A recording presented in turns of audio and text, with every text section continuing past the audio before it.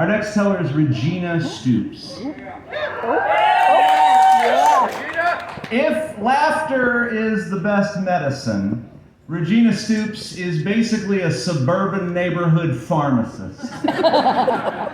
Originally from Normal, Illinois, her stories are definitely not normal in the most interesting of ways, but y'all, they are original. An NSN Oracle Award winner, she is the co-producer of 6 Feet Apart Productions, which we are all very thankful for. And she has been featured on The Moth and Risk and festivals nationwide. She uses storytelling as a weapon of choice to tackle adversity, diversity, and the everyday absurd. Please welcome Regina Stoops.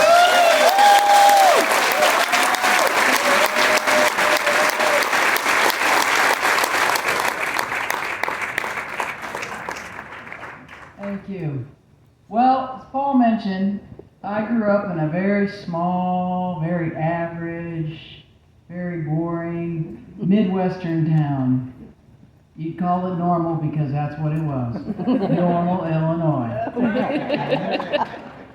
The school cheer went a little something like this. Give me an O. O. Give me a K. K. What's that spell? Okay. We're okay. You're not okay. We're normal. You're not.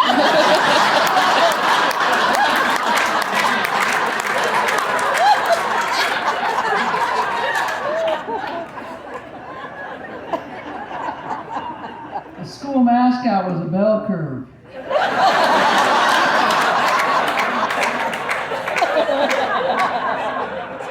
It was a college town, home to Illinois State University. Go Redbirds, yeah, all right. And so 9 months out of the year, you know, the extra 15,000 college students had a little excitement. But come summer, it got quiet, and it got boring, and it got, well, normal.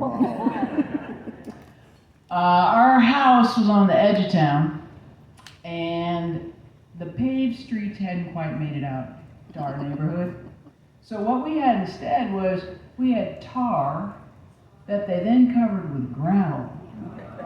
Along about mid-July, that tar had just come bubbling up like the La Brea tar pits. I often wondered if there was a saber-toothed tiger buried at the end of the driveway. Shoes were optional in my childhood in the summer, and so we'd come home, we'd have tar-covered feet. And we knew we were not allowed in the house with tar-covered feet. So we'd have to stand outside in the driveway and yell for my dad.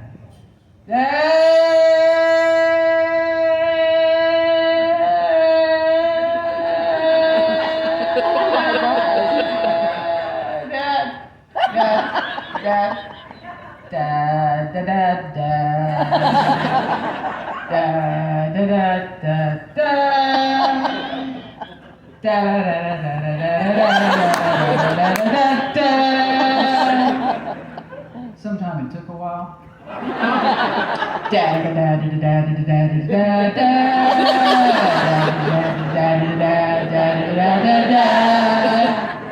Usually by the time we got through Bonanza, he'd wander out with a jug of turpentine in one hand and a rag in the other, and he'd plop us down on those front steps.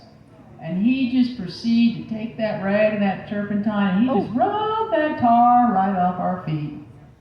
These were different times. I mean, today, kids are slathered in hand sanitizer and sunscreen.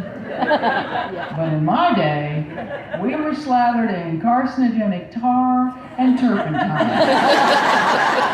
And you know, I don't think it's affected me one bit.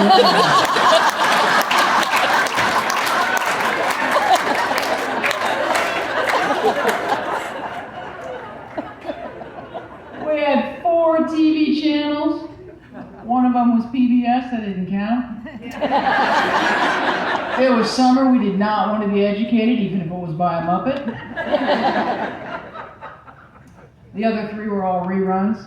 So we'd go out the door every morning looking for something to do and someone to do it with.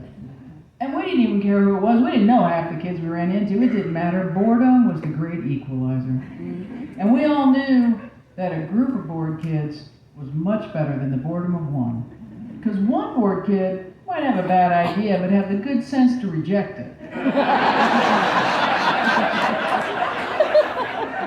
But a group of bored kids, well, those ideas were just going to expand exponentially, and eventually one of them was going to take hold. And the safety of a group of bored kids means that a bad idea is going to seem like a brilliant idea, like the best idea ever, like a big, beautiful idea.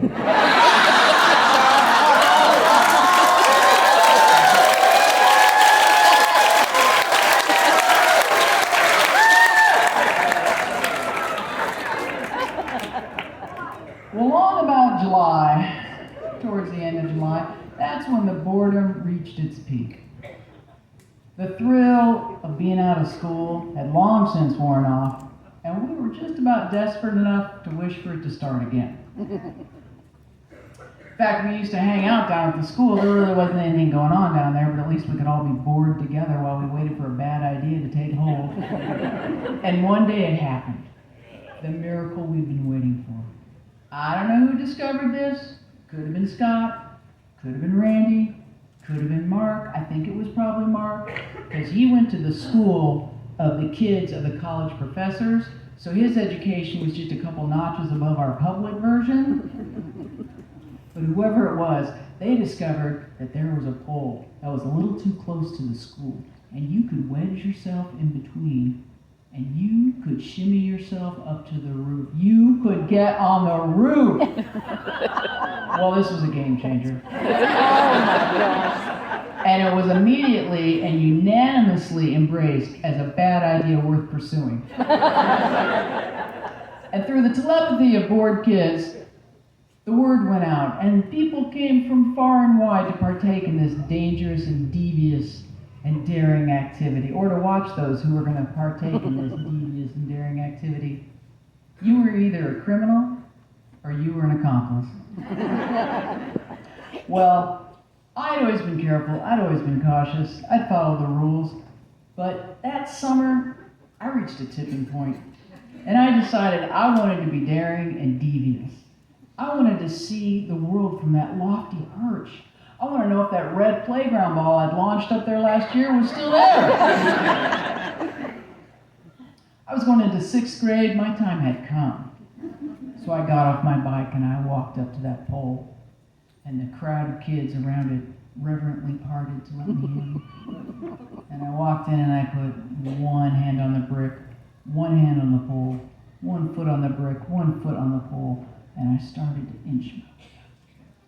And I immediately realized two things. One, it was a lot harder than it looked. And two, it was a lot more dangerous. Which, by the way, are the two hallmarks of a bad idea worth pursuing.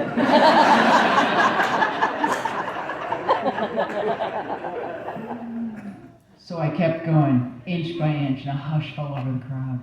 Closer and closer I got, until finally I could get my fingers on the edge of the roof, and I hoisted myself over the parapet. I had done it. I was on the roof. I gazed down at those on the ground, the asphalt dwellers. Look upon me, minions. I am part of the powerful rooftop tribe, and you are not. I could see the playground. I could see the creek behind the playground. I could see the hill. I could see the houses, 1, 2, 3, 4, 5. I could see my house. I could see my backyard. I could see my mom in the backyard. Oh no. And my mom in the backyard. You know, she was a good 300 yards away, but I took a few steps back because you could never be too sure with mom vision. Yeah. That's right. The school had been built over a series of several years. Every time they got enough kids, they'd just throw another addition on, and each one had like a different roof elevation. So the whole thing was like a poorly designed rooftop steeplechase. And it was all covered in tar paper, which at that point in the year was a sticky, soft, squishy, viscous mess that would just suck the shoes right off your feet if you weren't laced up tight. So I and the rest of the rooftop tribe, there was about 5 or 6 of us, we decided to go explore this new world, and we went up, and we went down, and we went around, and we went over. And at one point we came around a corner, and there were at least half a dozen red rubber playground balls in various stages of deflation and being sucked down into the tar of the roof. There was one that was so far gone, it was just like a red cyclops eyeball. We all paused and gave a moment of silence for all the balls that had lost their life on that rooftop. And then we carried on. We found a hockey stick. We found a basketball, a few miscellaneous shoes, and a lunchbox that we all agreed should never be opened. And eventually we made it to the other side of the school, and like Christopher Columbus, we gazed upon that new world. And as we gazed upon this new wondrous world, we looked down to see that there was a janitor gazing up at us.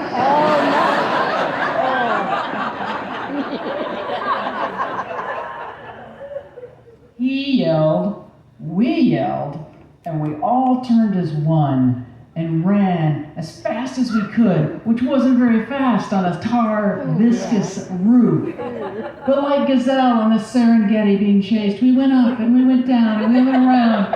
We went past the red rubber playground graveyard, and we kept going until we got to the pole. Out of breath, most of us out of our shoes. And it was at that moment that we realized shimmying down that pole one by one was not an expedient exit option. And like the Titanic, we weren't all going to make it off that ship in time. And so we turned again as one, and we ran to the lowest part of the school. The only part of the school where you could hang from your fingertips and safely drop down to the grass below, which is exactly what we did. And then we did a ninja roll for no good reason other than it looked really cool. And we jumped up like everybody was kung fu fighting. And then we ran for the playground, and we jumped on our bikes and we started to ride around, trying to look nonchalant and innocent, which meant we looked guilty. And the janitor came running around the corner.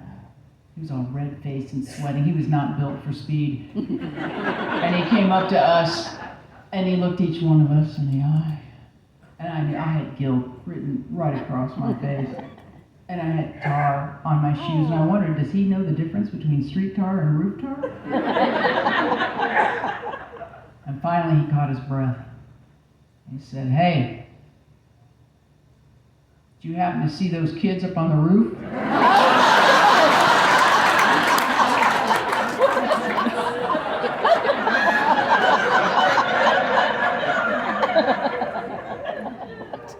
We all tried to process that question. Could it be that he did not know that we were those kids on the roof? Finally, someone, probably Mark again, had the good sense to say, "Well, yes, sir, yes, we did." And they went that way. The janitor went that way, and we all went this way. And we slowly dispersed in opposite directions. I took a very long route home because I knew I couldn't see my mom for 2 to 3 hours. I had to wait for the aura of guilt to wear off. I also made the decision to throw my shoes in the creek because it was better to face the consequences of losing a pair of shoes than getting caught out on the roof. And unlike the janitor, I was certain that my father knew the difference between street tar and roof tar. That man was a tar-czar, is what he was.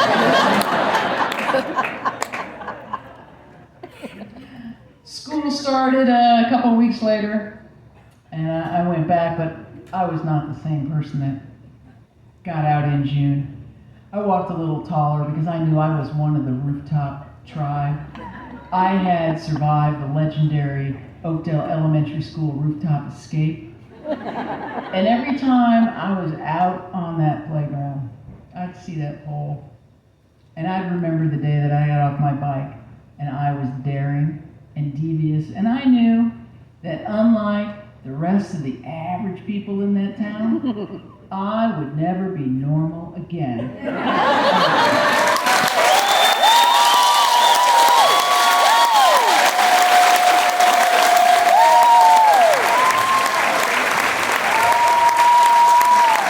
I think everybody liked her. She was wonderful. Regina Stoops, everybody! So I'm going to ask all of the tellers to come on up here, please. And while I'm doing that, let me ask y'all, was this exactly what I said? Were these folks all just amazing? And let me